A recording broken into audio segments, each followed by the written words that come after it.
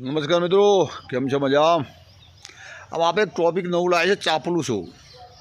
ચાપલુસોમાં ખબર પડતી છે કે જે ચાપલુસો એટલે એને શું કહેવાય? ચાપલુસો એટલે મતલબ ખોટું વાહ હવા કરે.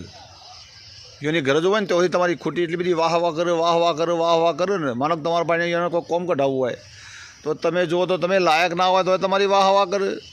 કહે જરબન તમે તો જબરા છો જબરું કોમ કર્યું છે, જબર કર્યા કરે આપણને. એટલે આપણામાં હવા ભરાયા કરે. આ તો જનરલ વાત છે, દરેક જગ્યાએ આવે છે. એટલે ચાપલુસો કરે ને તમારી વાહ હવા કરવા માંડે. તમારે એવું અંદાજ થવો જો કે આપણા વસ્તુના લાયક નહીં તો આ વાહ હવા કેમ કરે? આવી રીતે પ્રશ્ન, આ જે ચાપલુસોનો પ્રશ્ન ખરો ને એ મોટા લેવલે બહુ બનવા માંડ્યો. કે મોટા કોઈ નેતાઓ હોય ને, મોટા નેતાઓની જે એના જે ફરતા ટોકડી હોય ને એવા બધા ચાપલુસો વધારો હોય.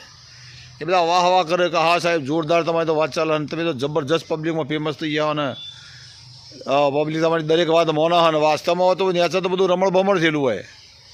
વાત ને સમજો. પેલા જે ચાપલુસો કરે ને એ એવાના મગજમાં એવું ઠસાવું ને એટલે પીડન તો કાંઈ તો હું તે નેતા પંચનો કોમ કઢાવવાનો હોય.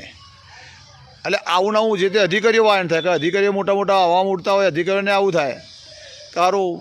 અમુક તો જોજો, અમુક લેવા ખાવાની વાહ હવાઓ કરતા હોય જે નેચરલ કર્મચારીઓ હોય, સાહેબ આ છે સાહેબ તમારો આ છે ને બરાબર. અને જે સાચો કર્મચારી જે સાચી વાત કરતો હોય એને શું કરે આ લોકો કે ભાઈ આ વસ્તુ ખોટી છે, એમ કે આ ખોટો વ્યક્તિ છે બહાર કાઢો એમ.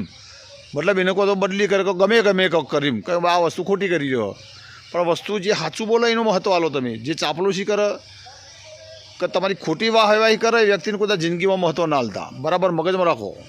આ જીવનમાં ખરેખર શીખવા જેવી વસ્તુ છે કે તમે બધા કે નમે પેલું નહીં કહેતા કે નમે બહોત નમે નાદાન નમે. આ વસ્તુ બહુ સમજવાની વસ્તુ છે કે જે નાદાન વ્યક્તિઓ હોય તો વધારે નમ કર્યું. નમ એટલે ચાપલું શું કરે એમ. ભગવાન નમાઈ વાત નહીં આવતી એમાં. ખોટી વાહ હોય કરે તમે જુઓ તો આવતા પછી પડી જો ને એવો તમારી તમે જુઓ તો જબરજસ્ત વાતો કરો તમારે.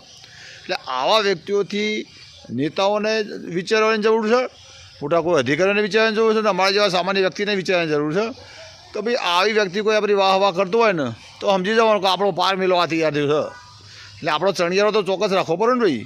ટકા ચાપલુસો ખરા ને એ દરેક જગ્યાએ આ બધા બનાવો બધું બનતા હોય છે. એટલે એમાં આપણે ખરેખર ખૂબ જ ધ્યાન રાખવાની જરૂર છે એમ. જય હિન્દ, જય ભારત.